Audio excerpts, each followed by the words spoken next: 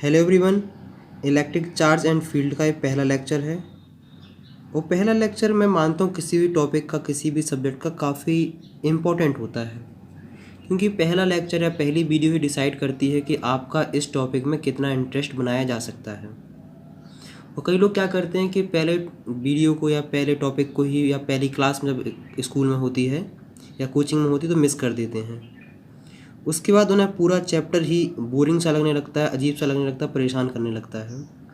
तो इसलिए इस वीडियो को बहुत ध्यान से देखना। और एक बात बता दूं कि जो इलेक्ट्रिक चार्ज एंड फील्ड वाला ये टॉपिक है, ये चार्ज वाला जो टॉपिक है, फील्ड वाला है, इसको मैं थोड़े अपने तरीके से पढ़ाने की कोशिश करूँगा। मतलब ऐसे पढ़ाऊँगा कि तुम्हें उस टॉपिक में इंटरेस्ट भी आएगा और वो तुम्हारे लिए यूज़फुल भी होगा, और तुम्हें थोड़ी सोचने की क्षमता बढ़ेगी। आखिरकार तुम्हें थोड़ा और भी ज़्यादा इसमें मज़ा आएगा। यहाँ जो वैसे हम लोग पढ़ेंगे फिजिक्स, पढ़ने वाले फिजिक्स हैं, लेकिन यहाँ मैं मैथ, केमिस्ट्री और फिजिक्स तीनों सब्जेक्ट देखना तुम्हें यहाँ इन्वॉल्व कराऊंगा मैं इसी इलेक्ट्रिक चार्ज एंड फील्ड वाले टॉपिक में, चैप्टर में। मैं देखा फिजिक्स की भी ला दूंगा, केमिस्ट्री भी ला दूंगा और मैथ भी ला दूंगा। तो यहाँ तुम्हें काफ़ी मज़ेदार होने वाला है इस टॉपिक। मतलब जो भी देखो, एक बार बता दूं कि आईआईटी एडवांस में सबसे ज़्यादा मेरे नंबर फिजिक्स में आए थे। वैसे अगर बात करी जाए कि फेवरेट सब्जेक्ट, तो फेवरेट सब्जेक्ट तो मेरे तीनों हैं, चाहे फिजिक्स हो, केमिस्ट्री या मैथ हो। फिजिक्स, केमिस्ट्री, मैथ, तीनों सब्जेक्ट फेवरेट हैं। ऐसा कोई नहीं कि फिजिक्स फेवरेट है, केमिस्ट्री फेवरेट है या मैथ फेवरेट है। वो तो बच्चे डिसाइड करते हैं कि आखिरकार उनको कौन सा सब्जेक्ट ज़्यादा अच्छे से लगता है। एक बात और बता दूं कि तुम्हें कहीं भी परेशान होने की ज़रूरत नहीं, कहीं भी कोई भी पेड कोर्स नहीं खरीदना है, क्योंकि चाहे तुम्हारा फिजिक्स हो, केमिस्ट्री हो या मैथ हो, तीनों कोर्स यहाँ फ्री मिलेंगे और फुल मिलेंगे। और यहाँ जो जैसे मान लो फिजिक्स में अगर हम लोग कवर क्या करेंगे, एस वर्मा, आयुर्डोप के क्वेश्चंस, एनसीईआरटी के प्रीवियस ईयर के क्वेश्चंस करेंगे, चाहे वो बोर्ड के हों, चाहे आईआईटी के हों, चाहे नीट को हो, एम्स हो, जेईई मेंस के, जहाँ के भी हों। और सेल्फ मेड कुछ क्वेश्चंस मैं भी फ्रेम करता हूँ ताकि जो भी टॉपिक पढ़ा रहा हूँ उस टॉपिक को अच्छे से समझाया जा सके। क्योंकि जब कोई टीचर खुद के क्वेश्चन बनाता है तो मुझे लगता है कि वो क्वेश्चन या कॉन्सेप्ट ज़्यादा बेहतरीन तरीके से समझाया जा सकता है। आईआईटी, जेईई मेंस इनके क्वेश्चंस कराएंगे और नीट के भी क्वेश्चन कराएंगे। इसका मतलब है कि इन सब में तुम्हारी प्रिपरेशन होने वाली है, कहीं भी तुम्हें परेशान नहीं होना है। लेकिन बस एक समस्या है, एक कमी है कि मेरे पास यही सिस्टम है कि मैं पेन एंड कॉपी ही यूज़ कर पाता हूँ। यूज़ क्या कर पाता हूँ, मतलब यही है, अवेलेबल है, क्योंकि रिसेंटली स्टार्ट किया है ऑनलाइन। ऑफलाइन तो कई सालों से पढ़ा रहा हूँ, उसमें कोई बड़ी बात नहीं है। तो मैं कोशिश करता हूँ कि इलेक्ट्रिक चार्ज एंड फील्ड थोड़ा अलग तरीके से फील कराऊंगा। मतलब तुम्हें फिजिक्स फील होगी, रटने वाली कोई बात रहेगी नहीं। बहुत ज़्यादा मज़ा आएगा, बहुत ज़्यादा इंटरेस्ट आने वाला है। तो देखो, हम सबसे पहले इसमें जो बात करते हैं वो चार्ज के ऊपर बात करते हैं। सबसे पहले क्या बात करते हैं, हम लोग बात करने वाले हैं चार्ज के ऊपर। पहला लेक्चर है, बस इसको ध्यान से सुनते रहना। अगर जो पहला लेक्चर नहीं सुनता उसे बहुत ही बोरिंग, मतलब परेशान कर देता है टॉपिक। तो हम बात करते हैं चार्ज के ऊपर। चार्ज क्या है वो बाद में बात करेंगे, उससे पहले देखते हैं कि चार्ज कितने टाइप के, सब कुछ बताऊंगा, परेशान बिल्कुल भी नहीं होना। तो हम लोग जानते हैं कि सुना होगा कि चार्ज दो टाइप के होते हैं, एक होते हैं पॉजिटिव और एक होता है नेगेटिव। एक पॉजिटिव चार्ज होता है, एक नेगेटिव चार्ज होता है। अब हम क्या करेंगे, हम लोग आ जाएंगे अब केमिस्ट्री में। कहाँ जाएंगे, केमिस्ट्री में। देखो, तो अगर पॉजिटिव चार्ज क्या क्या होता है तुमने देखा होगा। पॉजिटिव चार्ज मतलब होता है प्रोटॉन, और नेगेटिव चार्ज क्या होता है, इलेक्ट्रॉन। केमिस्ट्री में और भी हम लोग अंदर जाते डिटेल में, मतलब थोड़ा और मज़ेदार करते हैं। और तुमने पॉजिटिव चार्ज क्या देख रखा है, पॉजिटिव चार्ज मतलब होता है कैटाइन, और नेगेटिव चार्ज मतलब होता है एनाइन। ये कैटाइन और एनाइन वाला कॉन्सेप्ट काफ़ी हेल्पफुल है।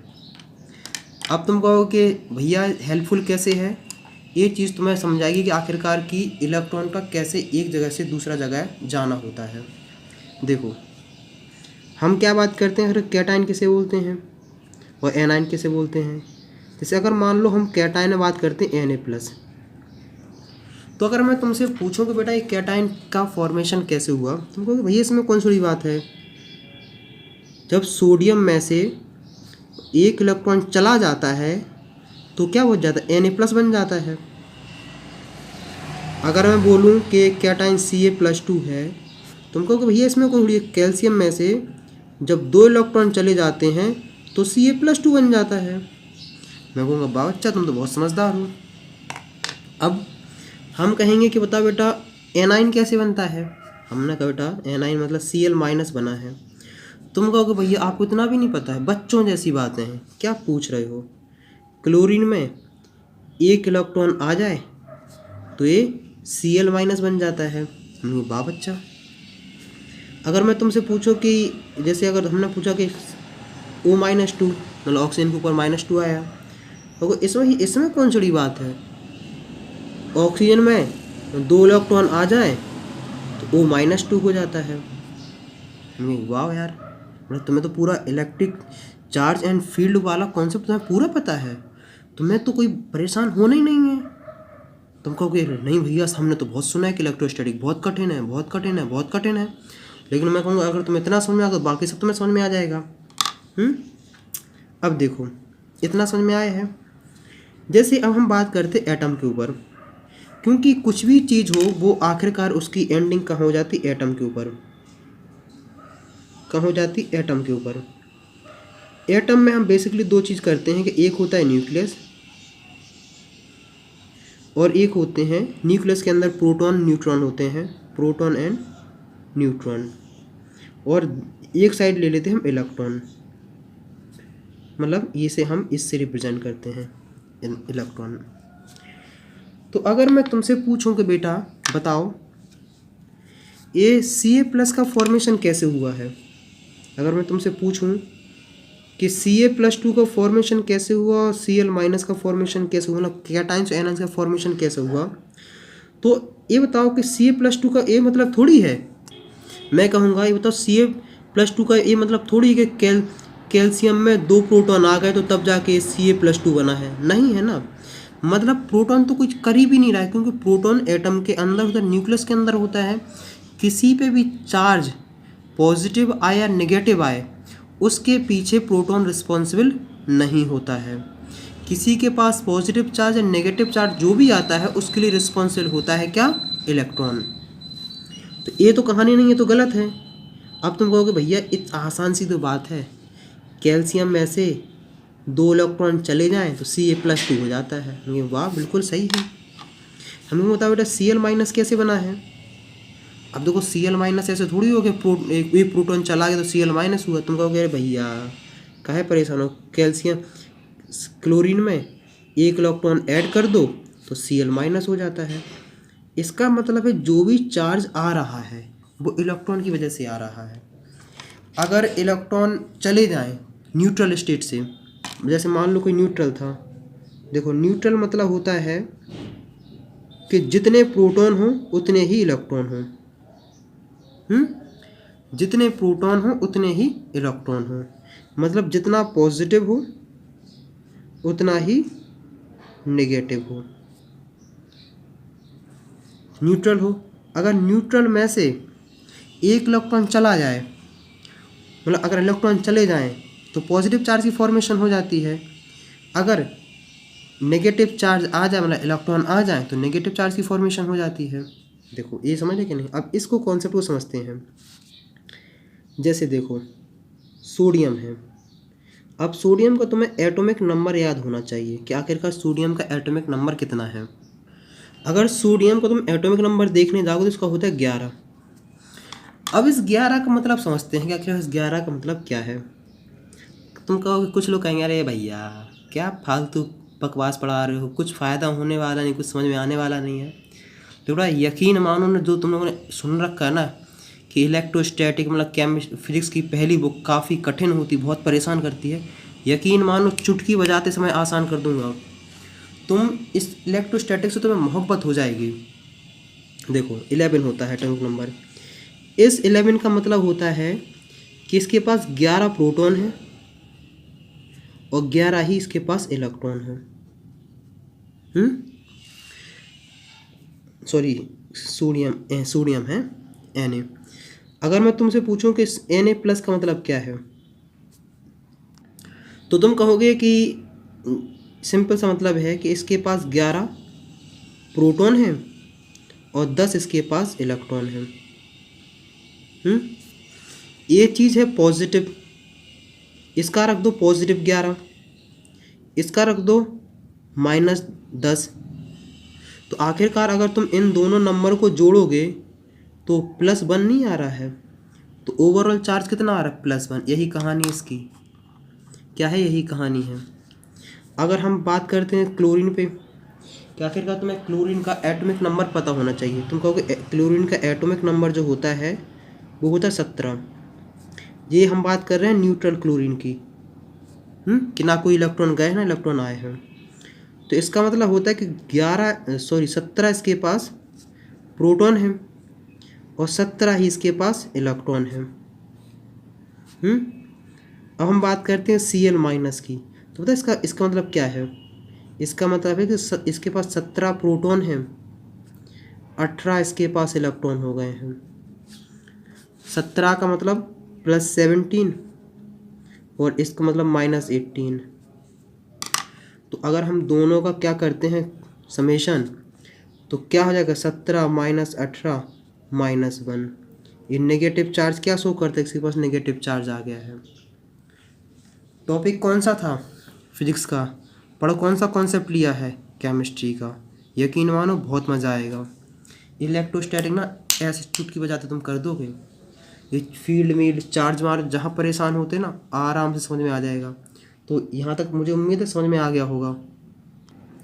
तो अब हम क्या करते हैं, थोड़ा फिजिक्स का ही पढ़ लेते हैं, नहीं तो फिजिक्स वाले बुरा मान जाएंगे, कहेंगे ले भाई electric charge and field electrostatic था जो टॉपिक, बोलो इन फिजिक्स में पढ़ा डाला पूरा।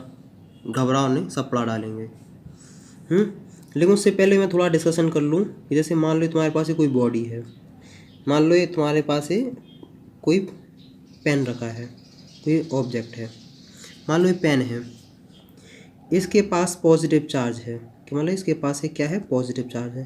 तो मैं अगर तुमसे पूछूं कि इसमें से इलेक्ट्रॉन गए हैं कि इसमें इलेक्ट्रॉन आए हैं, तो तुमने एक चीज़ तो जान ली है कि कैटाइन, देखो ऐसे याद रखना, पॉजिटिव मतलब कैटाइन, क्या?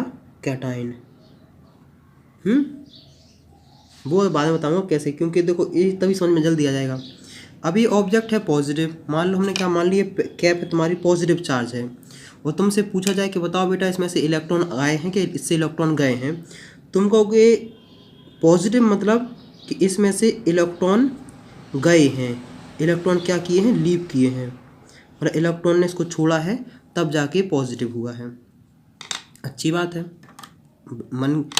अब देखो, जैसे मान लो एक तुम्हारे पास ये बॉक्स है, हम क्या बोलते हैं कि सब पढ़ाएंगे, घबराओ नहीं, मुझे पता है कि कुछ अभी कहेंगे अभी तो कुछ इतना स्टार्ट भी नहीं हुआ है, कहानी सुना रहे हैं, क्या फ़ायदा, बोरिंग। देखो बेटा, यही टॉपिक बहुत डिसाइड कर देगा तुम्हें कितना इंटरेस्ट बनेगा। कुछ जिसको इंटरेस्ट आ रहा तो कमेंट्स में लिखते जाओ। हमने कहा कि ये क्या है? नेगेटिव चार्ज है। क्या है? नेगेटिव चार्ज है। तो इसका मतलब है कि इसमें इससे इलेक्ट्रॉन गए हैं कि इसमें इलेक्ट्रॉन आए हैं। तुम कहोगे नेगेटिव मतलब हम सोच के चलते हैं एनाइन। एनाइन में क्या होता है? इलेक्ट्रॉन आते हैं, तो इलेक्ट्रॉन क्या होते हैं? कम। इलेक्ट्रॉन इसमें आए हैं तब जाके नेगेटिव होता है। तो एक बात तुम याद रखना कि अगर कोई चीज़ पॉजिटिव है तो इसका मतलब ये है कि वो उससे इलेक्ट्रॉन गए हैं, अगर कोई चीज़ नेगेटिव है इसका मतलब उसमें इलेक्ट्रॉन आए हैं। अब तुम लोगों ने क्या पढ़ रखा होगा कि एक जो पढ़ा होगा फ्रिक्शनल इलेक्ट्रिसिटी, वो भी पढ़ाते हैं, फ्रिक्शनल इलेक्ट्रिसिटी। क्या पढ़ने वाले हैं? Frictional electricity. घबराओ नहीं। बचपन में एक काम हम सब ने किया होगा, अभी भी कर सकते हो, कि पेंसिल के छिक्कल लेना, करके ही दिखाते हैं। देखो ये रहे पेंसिल के छिक्कल, ये रहा अपने पास स्केल। अभी देखो इस पर कुछ भी नहीं हो रहा है, कुछ भी नहीं हो रहा है ना। अब मैं क्या करूँगा, इस स्केल को करूँगा अपने बाल से रब, मतलब सिर से क्या करूँगा? रब, और फिर देखता हूँ क्या होता है। तो मैंने क्या कर लिया? मैंने कर लिया रब। अब देखो देखो देखो, ये देखो चिपके, देखो ये चिपके, देखो देखो खड़े हो रहे हैं कि नहीं, देखो देखो ये आ गए हैं, ये किसकी वजह से आए हैं, ये यहाँ चार्ज की वजह से। तो उससे पहले कुछ नहीं हो रहा था, अब देखो ये चिपक रहे हैं कि नहीं, देखो देखो मैजिक, देखो देखो देखो देखो चिपक गए कि नहीं। ऐसा कोई ये ना समझे कि तेल की वजह से चिपके हैं, तेल की वजह से नहीं चिपक रहे हैं, इलेक्ट्रिक चार्ज की वजह से चिपक रहे हैं। क्योंकि एक जगह अगर पॉजिटिव है तो दूसरी जगह देखो नेगेटिव है। देखो देखो इसको, देखो इसको ऑब्जर्व करो, देखो देखो देखो देखो डायरेक्शन चेंज कर रहा है कि नाखून में भी कोई ना कोई चार्ज है कि नहीं। देखो ये है क्या, इलेक्ट्रिक का इफेक्ट। तो मुझे उम्मीद है कि एक्सपेरिमेंट घर पे करके देखें, किसी बड़े की सावधानी में करें कोई मजाक कर रहे हैं। देखो इसका नाम फ्रिक्शनल इलेक्ट्रिसिटी क्यों पड़ा है, जो सिंपल से एक्सपेरिमेंट दिखा दिया कि नहीं। क्योंकि बेसिकली बताएंगे हर किससे क्या हुआ है। फ्रिक्शनल का मतलब होता है कि किसी फ्रिक्शन जो बना है वो बना है फ्रिक्शन से। फ्रिक्शन मतलब हमने क्या किया, हमने क्या है वो स्केल था, रब किया है, रब करने को फ्रिक्शन बोलते हैं। उसकी वजह से इलेक्ट्रिसिटी से मतलब चार्ज सा डेवलप हुआ है और फिर अट्रैक्शन होने लगा, वही हम करते हैं फ्रिक्शनल इलेक्ट्रिसिटी। अब देखो वो हम सब बाद में पढ़ेंगे, घबराओ नहीं। इसका मतलब हम स्केल को ऊपर बात करते हैं। अगर हमने इसे अपने बालों से रब किया, ये बाल है, हमने इसे बालों से किया रब, तो इसको अगर इसके पास मान के चलते हैं पॉजिटिव चार्ज आया है, क्या था इसके स्केल के पास पॉजिटिव चार्ज आया है, इसका मतलब है कि इस स्केल के नेगेटिव चार्ज मतलब इलेक्ट्रॉन यहाँ बाल में चले गए हैं। अगर हमें कहते हैं कि क्या बोलते हैं, ये अगर नेगेटिव चार्ज है तो इसका मतलब ये है कि बालों में से यहाँ इलेक्ट्रॉन आ गए हैं। देखो जो पेंसिल के छिक्कल थे वो तो अपने पास, उसमें नहीं सोचना कि उसमें कुछ चेंजेस किए हैं, वो तो सब न्यूट्रल थे, तो तब भी थे अब भी हैं। लेकिन यहाँ जो सब किया पोलराइज मोलराइजेशन सब समझाएंगे, टेंशन नहीं लो, इतना सा बात समझनी थी। तो मुझे उम्मीद है कि इतना तुम्हें समझ में आ गई होगी आखिर का पॉजिटिव चार्ज कहाँ से आता है, नेगेटिव चार्ज कहाँ से आता है। अब हम लोग बात करने वाले हैं चार्ज के बारे में।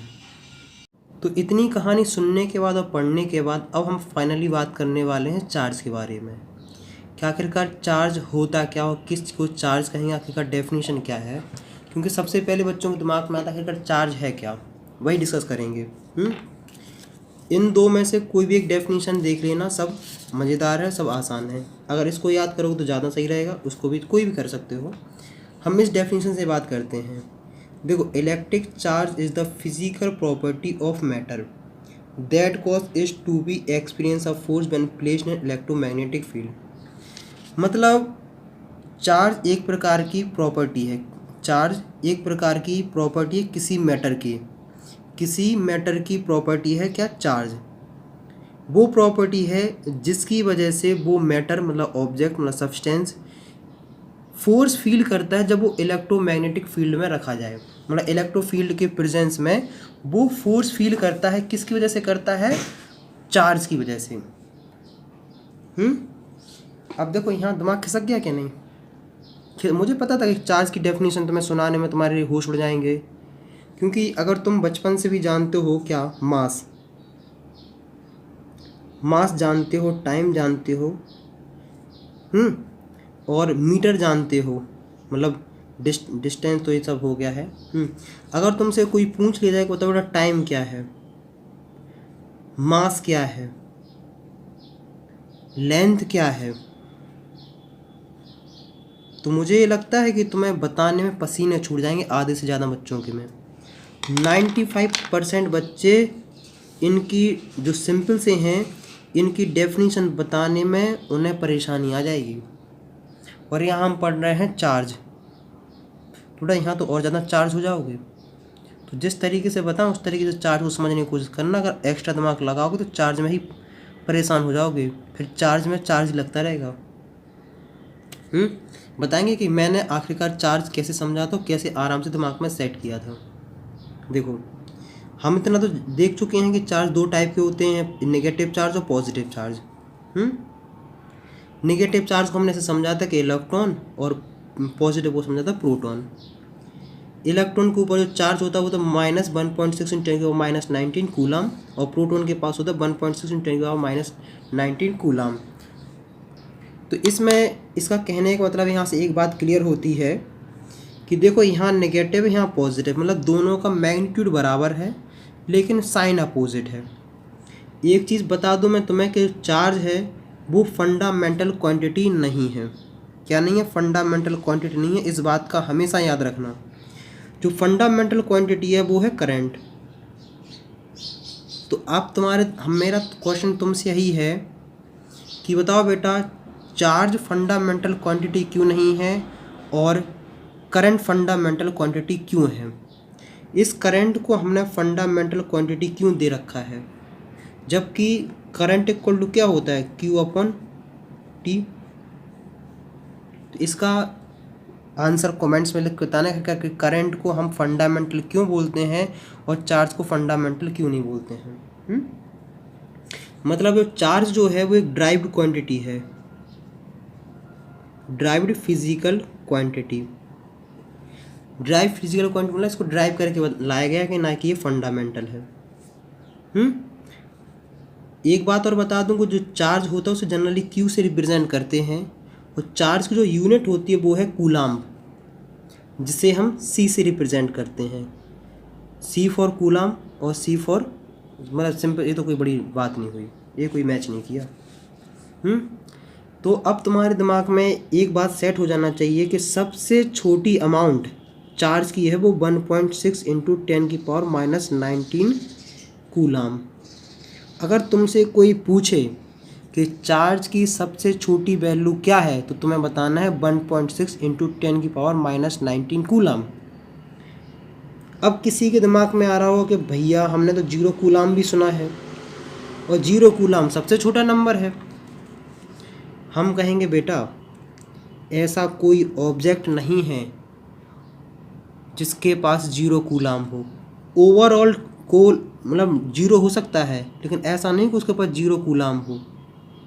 बताऊंगा देखो, ये जो होता है ये बेसिकली हम लोग क्या देखते हैं, ये नेट चार्ज देखते हैं। नेट चार्ज 0 हो सकता है, नेट चार्ज 0 हो सकता है।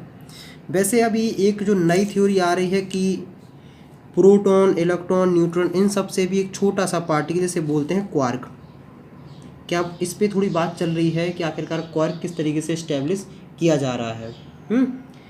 तो उसका जो, अगर मान लो अगर क्वार्क है, अगर आगे चल के क्वार्क को ही अगर इम्पोर्टेंस दे दी जाती है तो जो चार्ज की वैल्यू जो है 1.6 × 10⁻⁻19 कूलाम्ब, मतलब अभी तक तो सबसे छोटा चार्ज यही है, इससे छोटा चार्ज नहीं है।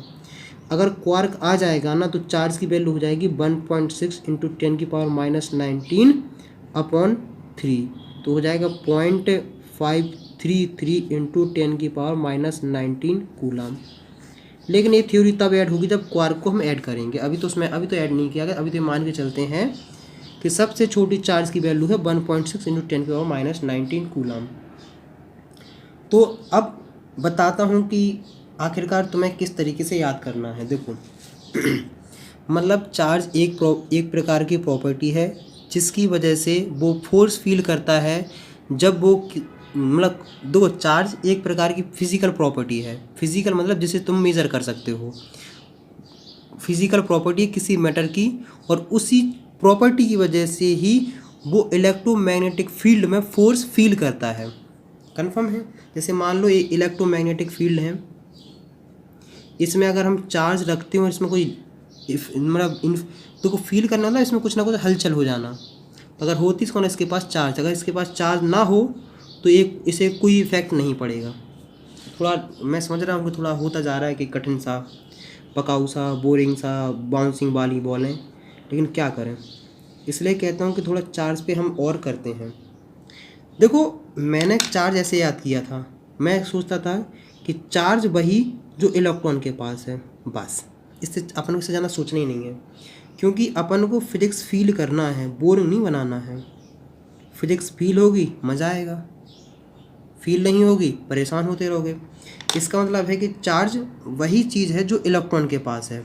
अपन को घंटा नहीं मतलब क्या है क्या नहीं, बस डेफिनेशन ये इतनी सी लिखनी है, लिख लेना, स्कूल में लिखाना, काम हो जाएगा। लेकिन अपन को समझना है ऐसे, किसी ने अगर 3 इडियट मूवी देखी हो तो मशीन उसने कैसे समझी थी? चेन से समझी थी। अब थोड़ी कि वो पूरी डेफिनेशन, देखो दो तरीके होते हैं, अपन दोनों में बात करते हैं।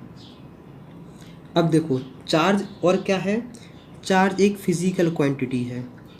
फिजिकल क्वांटिटी का मतलब होता है, फिजिकल मतलब हो जिसे तुम मेज़र कर सको, जिसे तुम नंबरों में लिख सको, उसे कहते हैं फिजिकल क्वांटिटी। अगर मैं तुमसे पूछूं लव, लव मतलब प्यार, गुस्सा, नफ़रत, ये फिजिकल क्वांटिटी नहीं है, क्योंकि इन्हें तुम नंबर में नहीं लिख सकते। ऐसे कभी हुआ कि तुमने अपनी गर्लफ्रेंड या किरस से कहा हो कि मैं तुमसे 100 लव करता हूँ, नहीं ना। लेकिन इतना ज़रूर तुम्हें पता होगा कि जो इलेक्ट्रॉन है उसके पास कितना चार्ज है, ये तुम्हें ज़रूर पता होगा। इस बात को थोड़ा गंभीरता से समझना और ज़्यादा परेशान नहीं होना। देखो हमने कहा फिजिकल क्वांटिटी जैसे मेज़र कर सकते हैं, और इसकी जो यूनिट होती है वो है कूलम, मैं पहले बता चुका हूँ, जिससे हम लोग सी से रिप्रेजेंट करते हैं। और जो एक इम्पॉर्टेंट बात है कि आखिरकार जो चार्ज हो स्केलर क्वांटिटी है। क्या है? Scalar quantity. स्केलर क्वांटिटी मतलब होता है, स्केलर और वेक्टर दो चीज़ सुनी होंगी ना तुमने कभी ना कभी। स्केलर मतलब होता है जिसके पास ओनली मैग्नीट्यूड हो। देखो जैसे हम बोलते हैं कि इस आयरन के पीस के पास 10 कूलाम चार्ज है। क्या है? 10 कूलाम चार्ज है। तो ऐसा थोड़ी कभी हुआ कि बताओ 10 कूलाम चार्ज कौन से डायरेक्शन में है? अरे है तो है, चार्ज है। अगर ये स्केलर क्वांटिटी है तो एक कौन सा नेचर शो करेगी? एडिटिव। एडिटिव मतलब जैसे तुम मास ऐड करते हो वैसे ही चार्ज को भी ऐड कर सकते हो। अगर तुम देखोगे तो मास की एंड चार्ज की प्रॉपर्टी लगभग मैच हो जाएंगी। क्या हो जाएंगी? लगभग मैच हो जाएंगी। Mass always positive, but charge can be positive, negative, positive and zero. कुछ भी हो सकता है, लेकिन जो मास होता है वो हमेशा पॉजिटिव होता है। बस यही इतना सा फ़र्क तुम्हें देखने को मिलेगा। और भी हैं, वो अपन बाद में करेंगे। देखो मैग्नीट्यूड समझ गए। अब इसका एडिटिव नेचर के बारे में हम लोग बात करते हैं। देखो अब एडिटिव के नेचर के बारे में बात करते हैं। जैसे मान लो ये तुम्हारे पास कोई बकेट है और हम कहें कि यहाँ तुम्हारे पास है -8 कूलाम, नहीं +8 कूलाम, 9 कूलाम, 7 कूलाम और 2 कूलाम। तो अगर मैं तुमसे पूछूं कि बताओ तुम्हारे पास ओवरऑल चार्ज कितना है, तुम कहोगे 8 + 9 + 7 + 2। सिंपल सा आंसर लगाया और तुमने बता दिया कि आखिरकार इसका आंसर क्या होगा। 9 18 ये हो जाएगा 26 कूलाम। कोई बड़ी बात ही नहीं है, कोई समस्या नहीं है। जैसे मान लो एक होता है, जैसे मान लो तुम्हारे पास टोकरी है, ये फल रखे हैं, मतलब कुछ चीज़ें रखी हैं। ये 2 kg का तरबूज है, ये 5 kg का तरबूज है, ये 3 kg का तरबूज। अगर मैं तुमसे पूछूँ बता ओवरऑल इस टोकरी का वज़न कितना है, तुम कहोगे 3 + 2 + 5, तो क्या हो जाएगा 10 kg। जैसे हम मास को ऐड करते हैं वैसे ही हम चार्ज को ऐड कर सकते हैं। लेकिन बात यहाँ है कि चार्ज की वैल्यू नेगेटिव भी हो सकती है, पॉजिटिव भी हो सकती है। देखो नेगेटिव और पॉजिटिव इस तरीके से, जैसे मान लो ये कोई टोकरी है, इसमें मान लो हमने देख रखा है कि इसकी हो गई है -7 कूलाम, दूसरे चार्ज की 8 कूलाम है, एक चार्ज की वैल्यू है 5 कूलाम, एक चार्ज की वैल्यू है -2 कूलाम। तो अगर हम तुमसे पूछें कि बताओ बेटा ओवरऑल चार्ज की वैल्यू क्या है इस टोकरी में, मतलब ओवरऑल चार्ज इसमें कितना है, तुम कहोगे -7 + 8 + 5 - 2 है कि नहीं, -9 + 13। तो इसका आंसर तुम्हें जो देखने को मिलेगा वो आएगा सिंपल सा 4 कूलाम। समझे कि नहीं? इसका मतलब होता है कि आखिरकार एडिटिव नेचर मतलब इसमें सब्ट्रैक्शन एडिशन होता रहता है, लेकिन मास में सिर्फ एडिशन ही होता है। इतना पढ़ लिया कि आखिरकार एडिटिव नेचर इस तरीके का शो करता है। देखो एक चीज़ तो हम कंफर्म कर ही चुके हैं कि चार्ज 2 टाइप के होते हैं, पॉजिटिव चार्ज होता है और नेगेटिव चार्ज होता है। एक बात हमेशा याद रखना कि सेम चार्ज होंगे, क्या होंगे, सेम चार्ज, तो वो हमेशा एक दूसरे को रिपेल करेंगे। जो अपोजिट चार्ज होंगे वो एक दूसरे को अट्रैक्ट करेंगे। देखो नेगेटिव चार्ज रिपेल कर समझते हैं, पॉजिटिव और पॉजिटिव मतलब प्रोटॉन प्रोटॉन एक दूसरे को रिपेल करते हैं, तो यहाँ रिपल्सन है। नेगेटिव नेगेटिव तुमने सुना होगा कि इलेक्ट्रॉन इलेक्ट्रॉन रिपल्सन, तो ये दूसरे को क्या करते हैं, रिपेल करते हैं। मतलब पॉजिटिव पॉजिटिव चार्ज रिपेल करता है, नेगेटिव नेगेटिव चार्ज को रिपेल करता है। अट्रैक्शन कब होता है, जब एक पॉजिटिव हो दूसरा नेगेटिव हो, मतलब दोनों अपोजिट वाले हों, तो ये दोनों क्या करते हैं, एक दूसरे को करते हैं अट्रैक्ट। तो मुझे उम्मीद है यहाँ तक तुम्हें काफ़ी हद तक समझ में आ गया होगा। हमने देखा स्केलर क्वांटिटी है, फिजिकल क्वांटिटी है, एक है ये कंजर्व्ड क्वांटिटी भी है। कंजर्व्ड क्वांटिटी का मतलब होता है कि ना तुम चार्ज को डेवलप कर सकते हो ना ही डिस्ट्रॉय कर सकते हो। जैसे मास भी कंजर्व क्वांटिटी है, मास भी कंजर्व क्वांटिटी है, उसका मतलब होता है कि ना तुम उसे ख़त्म कर सकते हो ना उसे डेवलप कर सकते हो। देखो जैसे मान लो तुम्हारे पास ये 10 kg का कोई बॉक्स था, इसको हमने तोड़ दिया, 2 पीसेस में टूटा, कितना हो गया है 7 kg। तो एक बताओ दूसरा पीस कितने का होगा, तो तुम बिन सोचे समझे कहोगे सर भैया 3 kg का होगा। मैं कहूँगा कैसे, कहूँगा अरे भैया कैसी बात कर रहे हैं आप यार, अगर ये 10 kg का, ये 7 का, तो 3 का ही तो होगा। यही है कंजर्व क्वांटिटी का मतलब, कि ऐसा थोड़ी हुआ कि नहीं अगर ये 7 है तो हम इसे 2 kg लिख देंगे, नहीं होता ना। ये 7 है तो इसे हम 4 kg लिख देंगे, नहीं लिख सकते ना, ऐसा पॉसिबल ही नहीं है। तो इसका मतलब चार्ज है, मतलब मास है, मास के बारे में बात कर रहे थे। सेम टू सेम कहानी तुम चार्ज में समझ लो। मान लो तुम्हारे पास एक चार्ज है, इसकी वैल्यू है 15 कूलाम। अगर मान लो ये 2 पार्ट में जाता है, अगर इसकी वैल्यू 9 कूलाम है तो दूसरे कितनी होगी, तुम खुद दिमाग लगाओगे 6 कूलाम। आगे आगे पढ़ेंगे, बहुत कुछ पढ़ेंगे, मज़ा आएगा। तो अपन ने इतना पढ़ लिया है, घबराओ नहीं। जब हम क्या पढ़ेंगे basic property of electric charge, वहाँ हम क्या अभी तो क्वांटाइजेशन पढ़ना बाकी है, इसको पूरा डिटेल में पढ़ेंगे। जब वहाँ पढ़ेंगे तो एडिटिव भी बता देंगे तुम्हें, वही हम तुम कंजर्वेशन बता, अपन को भी तो स्टार्टिंग है, बहुत कुछ पढ़ना बाकी है यार। हाँ एक इम्पॉर्टेंट बात ये है, ये सबसे हटके है थोड़ी, याद रखना कि जिस ऑब्जेक्ट के पास है, मतलब जहाँ चार्ज होगा वहाँ मास भी होगा, और जहाँ मास होगा वहाँ चार्ज भी होगा। जैसे मान लो ऑब्जेक्ट है ये, जैसे मान लो इसकी ये है जी, इसके पास है 0 कूलाम। पता है इस 0 कूलाम का मतलब क्या है, कि इसके पास जितना पॉजिटिव चार्ज है उतना ही इसके पास नेगेटिव चार्ज है। 0 कूलाम को और हम क्या बोलते हैं, न्यूट्रल। इसका मतलब ये नहीं कि इसके पास बिल्कुल भी चार्ज नहीं है लेकिन बराबर है, इसलिए ऐसा होता है। या फिर अगर सिंपल सी अपनी देसी भाषा में समझते हैं तो क्या है कि इसके पास जितने इलेक्ट्रॉन है उतने ही प्रोटॉन है, जिसकी वजह से ये कहाँ पे है, न्यूट्रल पे है। अब देखो समझते हैं क्या आखिरकार क्या है। जैसे क्या जानते हो तुमने, सबसे छोटा चार्ज क्या है, 1.6 इंटू 10⁻⁻19 कूलाम। यही है कि नहीं। अभी पॉजिट्रॉन मॉजिट्रॉन इन सब में अपन क्वार्क मार्क में नहीं जा रहे, तो नहीं में है। नेगेटिव मान एक इसके पास है, इलेक्ट्रॉन के पास, इलेक्ट्रॉन है। इलेक्ट्रॉन भी तुम सोचो कि उसके पास भी कुछ ना कुछ मास है, और इलेक्ट्रॉन का जो मास होता है वो होता है 1.9.1 इंटू 10⁻31 kg। बहुत छोटा लेकिन कुछ ना कुछ तो है। इसका मतलब है कि जहाँ मास है वहाँ चार्ज है, जहाँ चार्ज है वहाँ मास है। तो मुझे उम्मीद है इतना तुम्हें काफ़ी हद तक समझ में आ गया होगा। अगर किसी बॉडी के ऊपर चार्ज क्या है, पॉजिटिव है, तो इसका मतलब ये है कि वहाँ इलेक्ट्रॉन की गिनती कम है, प्रोटॉन की ज़्यादा है। मतलब इलेक्ट्रॉन कहीं, अगर पॉजिटिव का मतलब होता है कि इलेक्ट्रॉन कहीं चले गए हैं, अगर किसी का नेगेटिव है तो इसका मतलब होता है कि इलेक्ट्रॉन ज़्यादा है, प्रोटॉन कम है। इसका मतलब होता है कि इलेक्ट्रॉन इस पर आ गए हैं।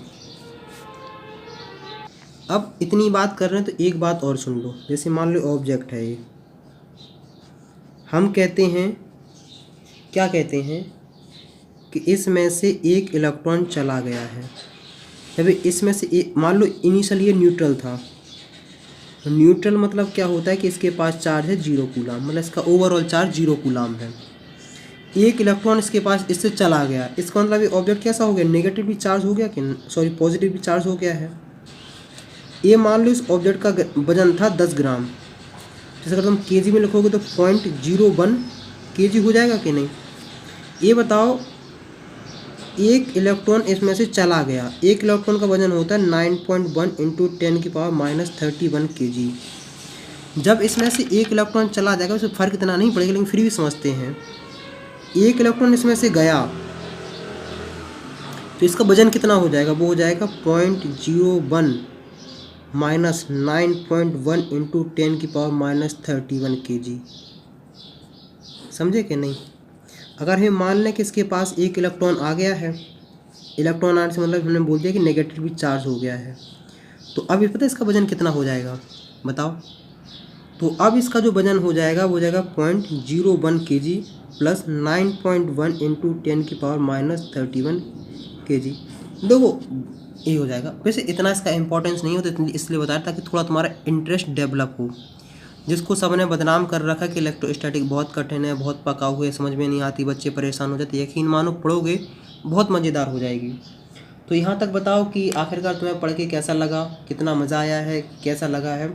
नेक्स्ट वीडियो मिलते हैं नेक्स्ट टॉपिक के साथ। अगर मेरी हेल्प करना चाहते हो तो कम से कम 3 फ्रेंड के साथ ये वीडियो ज़रूर से ज़रूर शेयर करें।